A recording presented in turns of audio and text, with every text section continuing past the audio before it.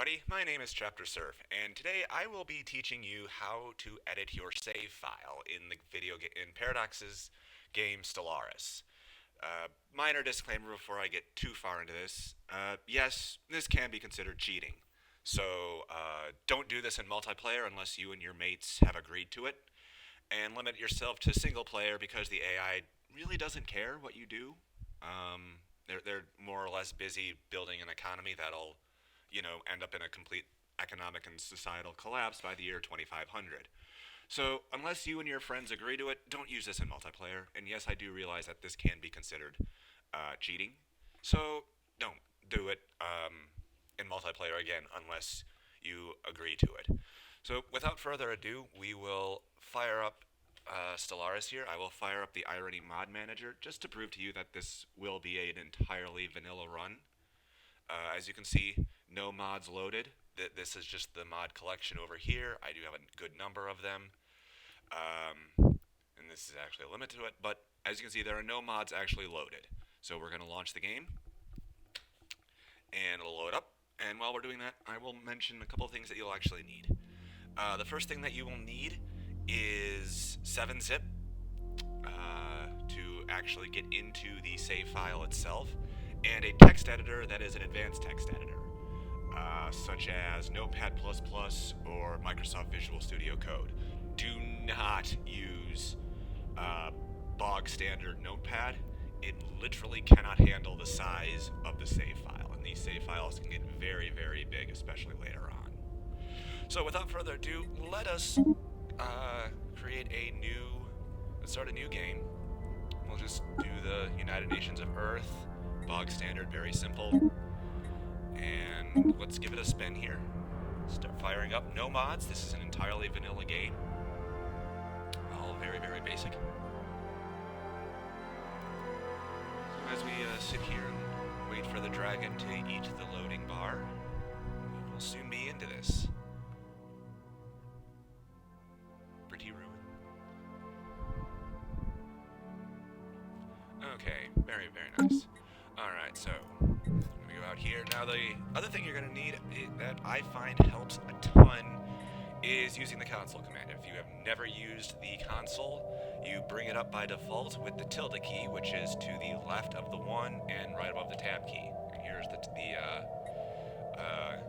console right here. There are two commands that are very useful in editing the save file. The first is the observe command. This puts you in observer mode. And as you can see, you can now see the entire galaxy. If we select any fleet, all the hyperlanes will actually appear. And the other one that we want is debug tooltips. Oops, debug tooltip, my bad. And this gives us lots of little data. For example, we see here the Alpha Centauri system, the ID 945. The Sol system has 896. This is very useful information that we will want when we're doing some of the various techniques that I will showcase. Probably not all in today's. There's a ton of different things you can do. So the first thing you actually need is a save file to actually work with. So we save it. Now the one thing that's nice is you do not have to shut down Stellaris. You do not have to shut the game down when you are actually editing the save file. So let's now one thing that I do have is I do have two monitors, and that is not visible on this video.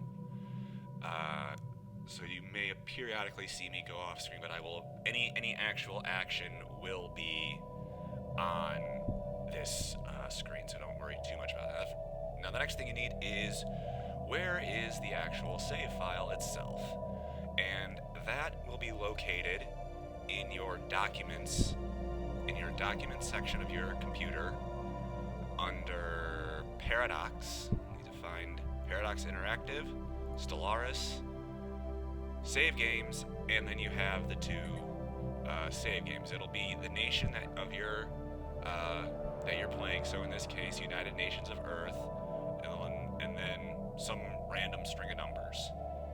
And this up here is my personal game. It's heavily modded, so we're not exactly going to be looking at it in a vanilla game, but it may crop up in another video if I encounter something that I want to showcase, and it's just easier to do it in that heavily modded game. So you may see that. Show up. So we go up here, and here is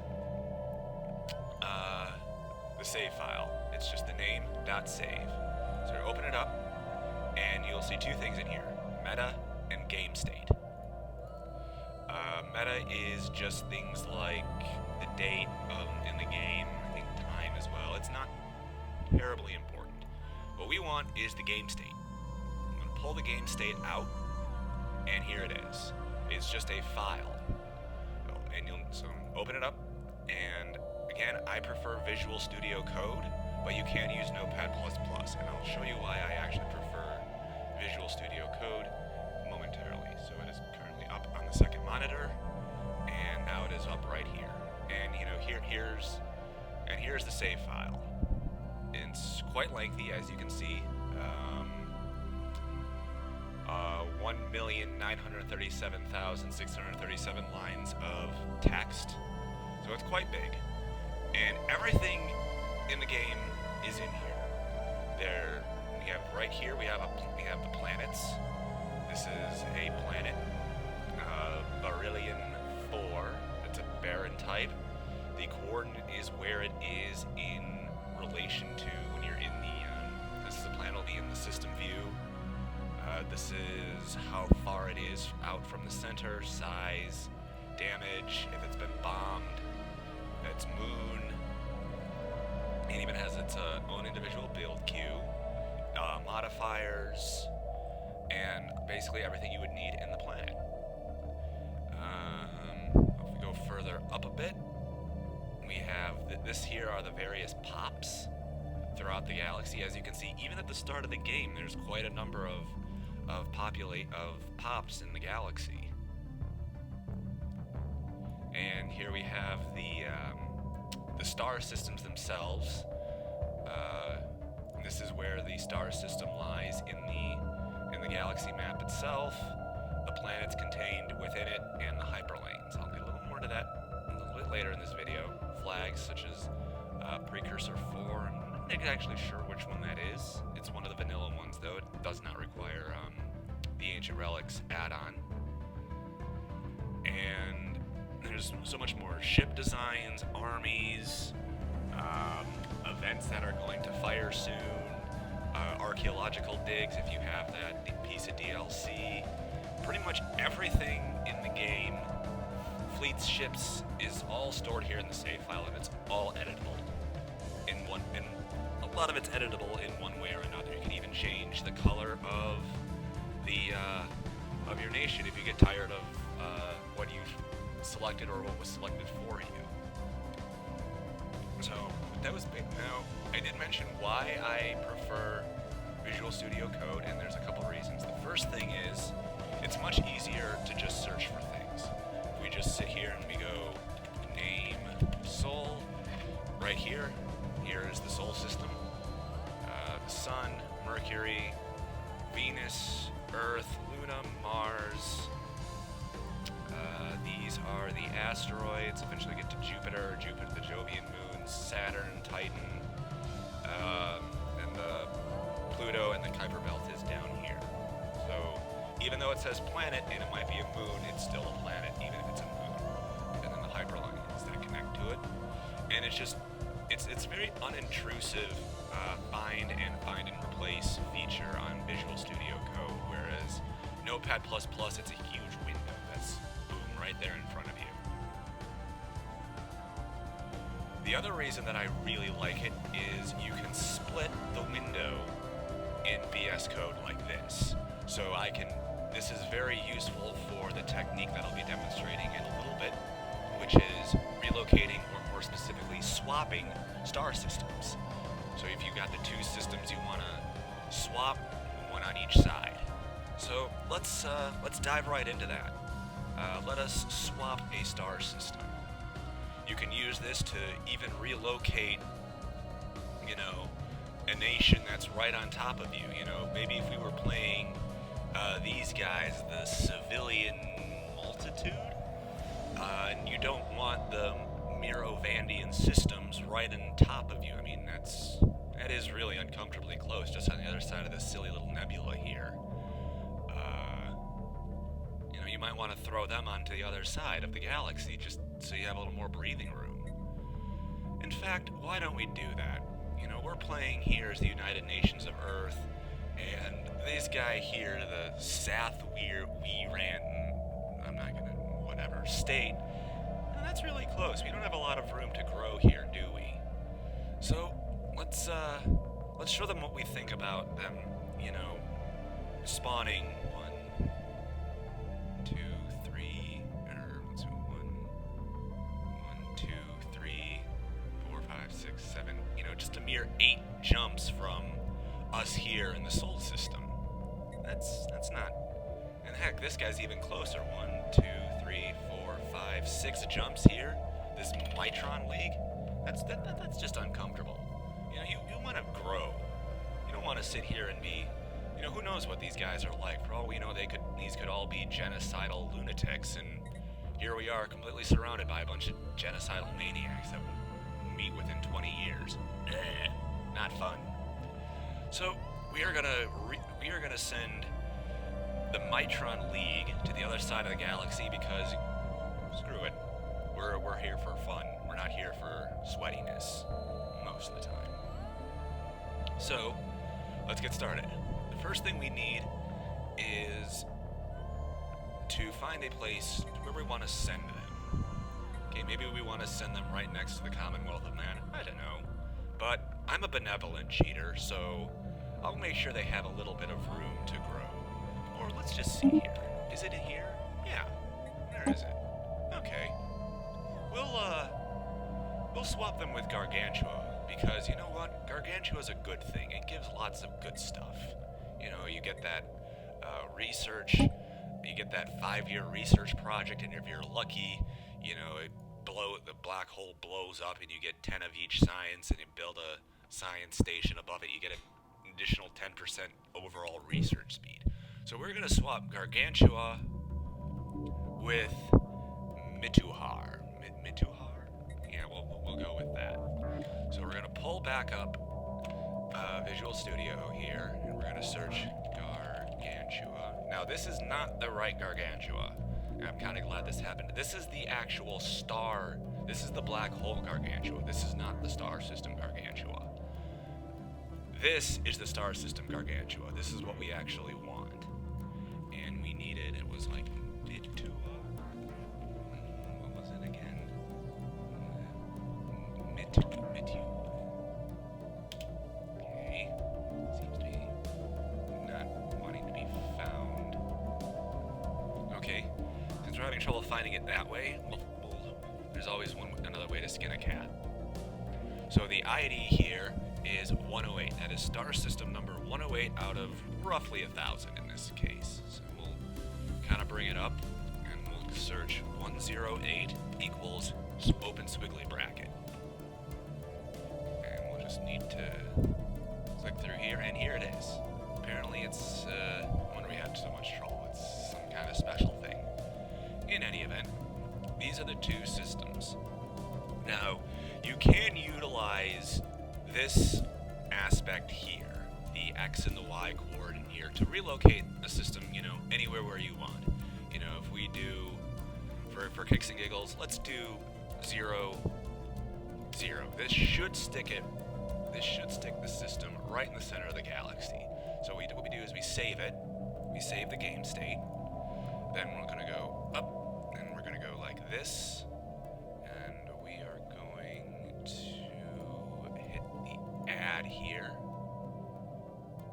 and instead of gamestate.zip, we are going to do 2200.01.01.sav, and you want to do this. Make sure your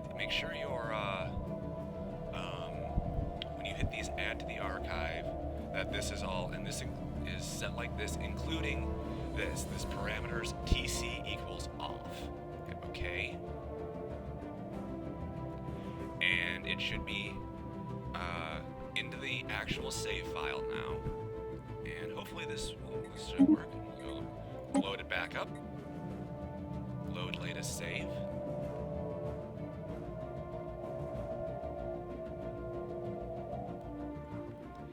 And as we can see, this system has been relocated, has now popping up in the very center of the galaxy. Now, in truth, it really isn't there, because if you notice these stretchy lines here, it's still connected via hyperlanes to these neighboring systems. And I'll get a little more into that a little bit later on in a little bit. But for now, this really isn't as relocated as it looks, despite it being over here. So let's actually now go ahead with the technique, and that is swapping the Gargantua here with Spect Mitron system. Yes. So first thing we do is we're going to cut the coordinates from one, paste them in the other, cut them from the other, paste them in the first.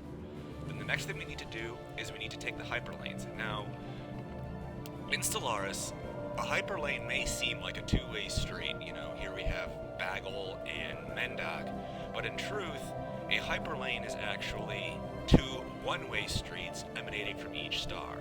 So there is a hyperlane that goes from Mendoc to Bagel, and another hyperlane that goes from Bagel to Mendoc. So, yes, it is possible that through editing your save file, you can actually create a one-way hyperlane by simply deleting the hyperlane from one system or the other. In this case, if we were to say delete the hyperlane in Bagel that goes to Mendoc, you could go from Bagel to Mendoc, but if you wanted to go from Mendoc to Bagel, your ship would have to take quite the detour, wouldn't it? Yeah, it'd have to go a very long way around because that's quite the detour your spaceship would have to take. I'll let the modders of the world, you know, people like Mem, who know the game really, really, really well, you know, I'll let them, I'm sure someone can figure out a cool event about a system that is, or perhaps a starting origin that only has one-way hyperlanes out of it. In any event, back to the switching. So, what we need to do is we need to take the hyperlanes from one, put them in the other, take the hyperlanes from the other, and put them in the one. Now, we're not done yet, as we actually need to... Remember what I just said about the hyperlanes being two one-way roads? We need to then switch the hyperlanes in the adjacent systems. So, this is a little screwy here because I was a little goofy with that, but we can work with it. So, Eternal Horizon is one of the systems that Mitu are neighbors. So we're looking for 108 and 42. Remember those numbers, 108 and 42. Here it is, the Eternal Horizon. And here it is, 210. So this is a hyperlane. It is simply 2, a number, and the length of a number. So here's the hyperlane that we're looking for. 2108. This is 2 star system 108, and it has a length of 33. Now we're trying to switch this, so we need to change that to 42. Why 42? Because Gargantua is system number 42. No, not because 42 is the answer to everything. So the next up is Direp. Again, we're going to search here for Direp and change to like that. And then we need Kill Datha. I don't know why I did that to myself.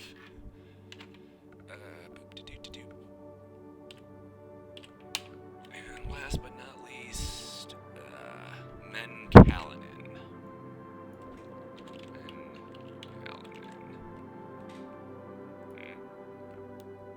To 108 and to 42. Now we need to do the systems that neighbor Gargantua. You were right here. So we start off with Ramas.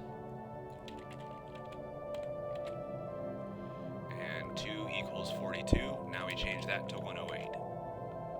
And then we go frippy, I'm not frippy, frip. 108. Bing when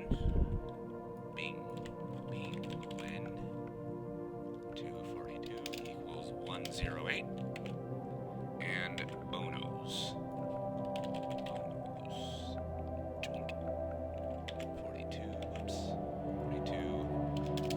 108. And then again, save it. Pull back up. This add.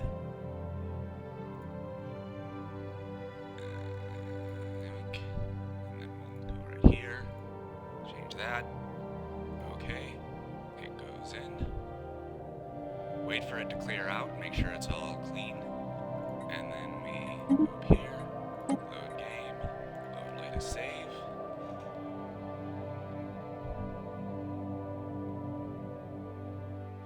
And as we can see, the Mitron League is now no longer near us, and Gargantua is right here.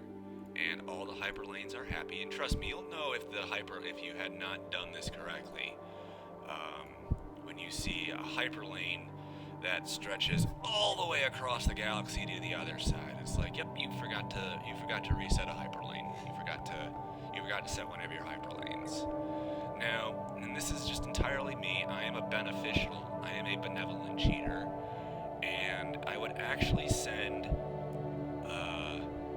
in this instance, if I was actually playing this game, I would also send Wumjam and Menkalanon with as well, and swap those with systems around here, so that this AI player would have his 2 guaranteed habitable planets. Now you can, if you don't want to do that, that's entirely okay too, but like I said, I'm a benevolent cheater, and I make sure the AI has, what it needs to try to, at least be semi-competently successful in the cruel and unforgiving galaxy in the face of the indomitable human spirit of the human player. And that is, a pretty simple, relatively speaking, but nevertheless very useful, that I found, technique in when dealing with the RNG of Stellaris. There's a number of other techniques that I use, but I won't cover them in this video. This is the first video, and if it doesn't go anywhere, I'm not going to bother making more. But if there's other techniques that you guys want to see, such as, say, maybe instead of swapping an entire system, maybe you just want to swap a planet. Let's see if it's in, it's not in this game, but, maybe there's a Gaia world and you just want the Gaia world, next to your system. It is possible to just switch a planet without having to switch the entire solar system. You can even edit normally uneditable ships, such as, say, the Precursor Dreadnought, if you're using mods. And you have mods such as the Ancient Cache of Technology, or an extra ship components mod that goes above and beyond the vanilla weapons and stuff, and you want to keep Bubbles, ready to fight, even as you take on these more powerful weapons and armor systems, and you want to keep Bubbles up to date, or you want to keep the Precursor Dreadnought up to date. That's something else I can cover. Certain events can be changed if they're giving you a bad outcome. Some events, not all of them, can be changed. So yeah, just let me know in the comments below what else you would like to see when editing your Stellaris Save File. And until then, have a good one.